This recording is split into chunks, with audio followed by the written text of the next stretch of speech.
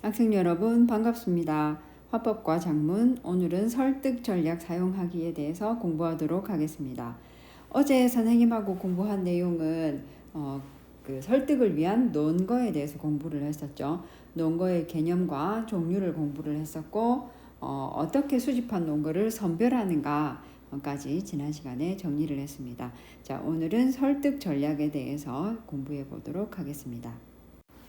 이번 수업에서 여러분들이 꼭 확인해야 될 내용은 먼저 설득 전략 사용에서의 고려할 점입니다. 자, 설득 전략을 사용할 때 어떤 점을 중심으로 고려해야 하는가? 그리고 두 번째는 설득력을 높이는 표현 방법에 대한 내용입니다. 자, 어떤 표현 방법을 써야 설득력을 높일 수 있는가에 대해서 공부하도록 하겠습니다. 가장 먼저 설득 전략을 사용할 때에는 맥락을 고려하는 것이 대단히 중요합니다. 자, 여러분이 글을 쓸 때 글의 맥락에 따라서 설득 전략을 사용하는 것이 달라지는데, 자, 제일 중요한 세 가지를 먼저 정리하도록 하겠습니다.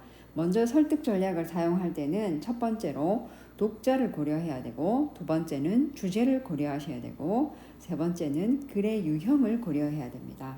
만약 여러분이 그 첫 번째 전략의 경우에 어린이를 대상으로 글을 쓴다면 어린이 연령에 맞춰야 되겠죠. 자, 어린이가 좋아할 만한 쉽고 재밌는 그런 어휘를 사용해야 될 것이고, 어린이가 이해하기 쉬운 그런 문장을 쓰도록 해야 될 겁니다. 자, 이렇게 독자를 고려하는 그런 설득 전략이 첫 번째 내용입니다. 그리고 만약에 여러분이 예를 들어서 어떤 광고문을 작성한다고 할 때, 자, 이 광고의 주 타깃이 누구인지, 주로 이 광고를 보게 할 설득해야 될 대상이 누구냐에 따라서 그 내용이 굉장히 많이 달라지겠죠. 교과서에 나와 있는 예시대로 하자면 여러분이 광고를 쓰는데, 광고문을 작성을 하는데 부모님을 모시고 사는, 자, 부모님을 모시고 사는 사람들에게 만약에 여러분들이 효도 상품을 팔 것이다. 자, 이런 상품을 홍보하는 그런 광고문을 작성한다고 했을 때는 이런 걸 생각할 수 있겠죠. 광고문에서 부모님이 자식을 위해서 그동안 희생했거나 봉사한 일을 이렇게 떠올릴 수 있도록 그런 문구를 만드는 것이 필요하겠죠. 그죠? 그래서 효심을 자극하는,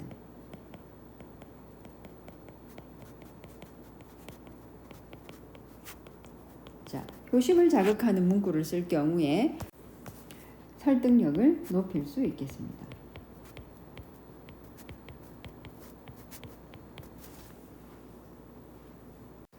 자, 두 번째, 주제를 고려하는 것도 설득 전략을 선택하는데 그 도움이 굉장히 많이 됩니다. 예를 들어 우리가 건강을 위해서 자연식품을 먹자, 자연식을 먹는 것이 얼마나 중요한가를 강조하는 글을 쓴다고 할 때 만약에 자연식을 먹지 않고 가공식을 많이 먹었을 경우에 생기는 여러 가지 질병에 대한 그래프나 그 다음에 의사의 인터뷰, 좋은 음식이 얼마나 건강을 위해 도움이 되는가, 혹은 가공식이 얼마나 위험한가 같은 그런 내용의 인터뷰 같은 것들을 사용했을 때 이거는 이렇게 사용했을 때 설득력을 높일 수 있겠죠.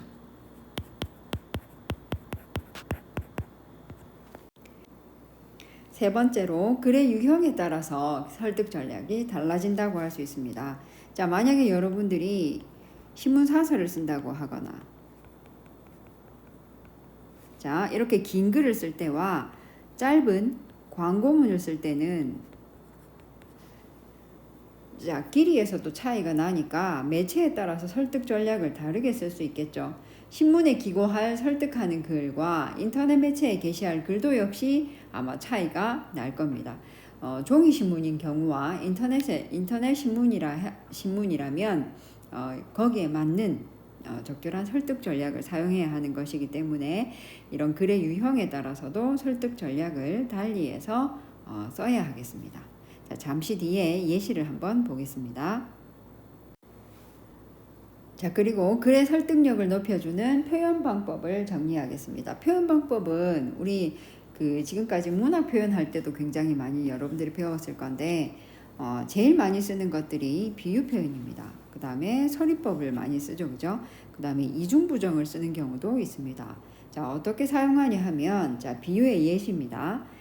힘든 상황에 처했을 때 무조건 맞서는 것만이 능사는 아니다. 비가 많이 올 때는 우산을 이용할 줄도 알아야 하는 것이다. 자, 비 맞는 걸 피할 줄도 알아야 된다. 그러니까 힘든 일이 닥쳤을 때는 그걸 막을 수 있는 어떤 것도 맞서는 거 말고 피하는 방법도 생각해야 된다를 비유적으로 표현한 거죠.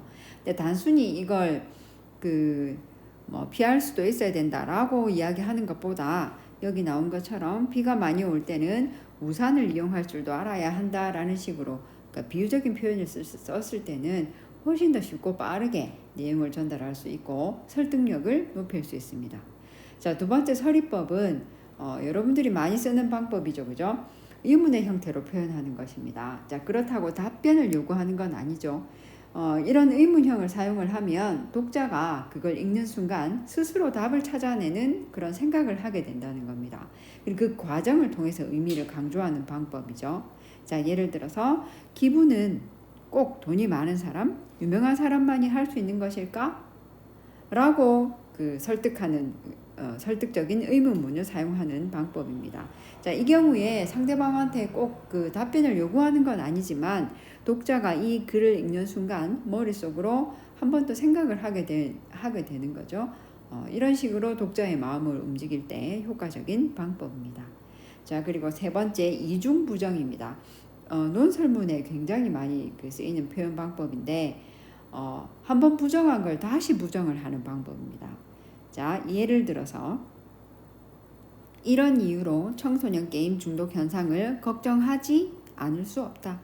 자, 이렇게 이중부정 표현하는 방법입니다. 자, 한번 부정한 것을 걱정된다라고 그러니까 부정적으로 부정 표현을 한 건데 다시 한번 더 부정을 해서 강조하는 그런 표현 방법입니다. 자, 예시를 보겠습니다. 자, 먼저 선생님하고 볼 예시는 독자를 고려한 설득 전략입니다. 보통 서론을 읽어보면 글 쓰는 사람이 독자를 어떻게 고려하고 있는지가 보입니다. 자, 지금 서론의 경우에는 앞번에 어떤 독자를 대상으로 쓴 것인지는 나오지는 않았지만 지금 서론 부분에 개념을 설명한 내용들이 많이 있죠. 지금 요즘 어린이 제한구역 노키즈존이 확산되고 있고 노키즈존은 이런 말을 가리키는 신조어이고 이런 것을 말한다라고 개념을 설명을 하고 있습니다. 노키즈존에 대해서 잘 모르는 독자를 고려한 거죠, 그죠? 그래서 이런 독자를 고려하는 것이 설득 전략이라고 이해하시면 되겠습니다.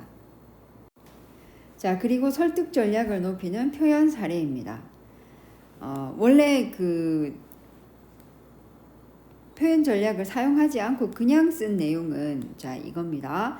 노키즈존이 생긴 것은 아이들이 원인이 아니라 소란을 피우는 일부 아이들을 관리하지 못한 어른들의 문제이므로 노키즈존은 근본적인 해결책이 아니다. 자, 그런데 이걸 비유적인 표현과 비유 표현과 이중 부정을 사용하면 이렇게 바뀝니다. 하지만 노키즈존이 생긴 것은 아이들이 원인이 아니라 소란을 피우는 일부 아이들을 관리하지 못한 어른들의 책임인 점을 생각한다면 이는 언발의 오줌 누기이고, 자, 속담을 사용한 거죠, 그죠? 속담을 넣어서 상황을 비유했습니다. 그 다음에 눈 가리고 아웅이 아닐 수 없다. 자, 역시 속담도 썼고 이 속담을 사용해서 이중 부정을 쓰고 있습니다. 자, 이렇게 같은 말이라도 비유나 이중 부정 표현을 쓰면 훨씬 더 설득력을 가지게 되고 훨씬 더 의미 강조가 잘 되는 거죠, 그죠? 자, 이렇게 사용하실 수 있습니다. 결국 내용 그대로를 전달하는 위에 있는 글보다 자, 밑에 것처럼 이렇게 전달을 하면 노키즈 존이 근본적 해결책이 아니라 임시 방편에 불과하다는 걸 이제 비유적으로 드러내면서 독자들이 그냥 잘 알고 있는 속담을 활용해서 전달하고자 하는 내용을 훨씬 분명하게 드러내는 그런 전략이 통하게 되는 겁니다.